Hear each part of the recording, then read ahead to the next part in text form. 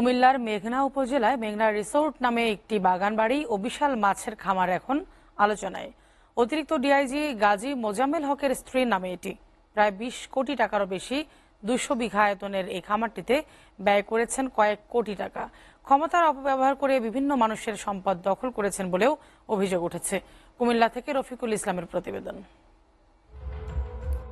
অতিরিক্ত ডিআইজি গাজী মোজাম্মেল হকের গ্রামের বাড়ি কুমিল্লার মেঘনা উপজেলার বড়কান্দা ইউনিয়নের হরিপুর গ্রামে। সেখানেও স্ত্রী ফারজানা মোজাম্মেলের নামে গড়েছেন অঢেল সম্পদ। শুধু রিসোর্টই নয়, হরিপুরের স্ত্রী ফারজানার নামে 4 তলা ভবনের সুরম্য অট্টালিকা গড়ে তুলেছেন মোজাম্মেল। এছাড়া দেশের বিভিন্ন স্থানের সম্পদ মিলে ৬,০০০ কোটির মালিক ডিআইজির স্ত্রী। একজন সাধারণ স্কুল শিক্ষকের সন্তান হলে চাকরির সুবাদে হয়েছেন বিপুল সম্পদের মালিক। তার অজস্র টাকা পয়সা ছিল না, কিন্তু মাস্টারি করছে, যা উপার্জন করছে ছেলেকে পাশে খরচ করছে।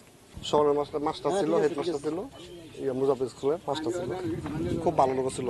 মাস্টারি করছে, মাস্টারি করে মনে করেন নয় রাজনীতি করছে। রাজনীতি মানে যে ওই ইলেকশনও খারিছে।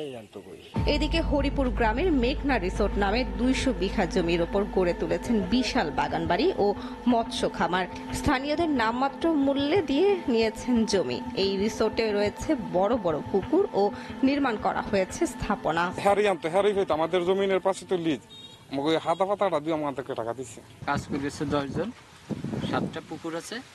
আর আমরা কৃষি কাজ করি, মাছ চাষবাস করি, কৃষি যে কোনো জিনিসে ফসল শাকসবজি এগুলো আবাদ করি, করে এগুলো আমরা নিজেরা খাই আর কিছু বিক্রি করা হয়।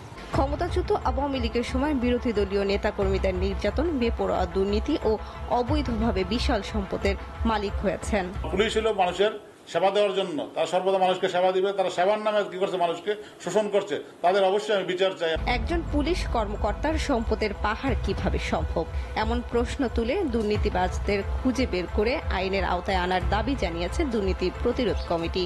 যারা দুর্নীতি করে অবৈধভাবে কোটি কোটি টাকা অর্জন করেছেন, মানুষের টাকা, সেই টাকাগুলি উদ্ধার করুন এবং তাদের বিরুদ্ধে আইনানুগ ব্যবস্থা গ্রহণ করে আপনারা দৃষ্টান্ত স্থাপন করুন।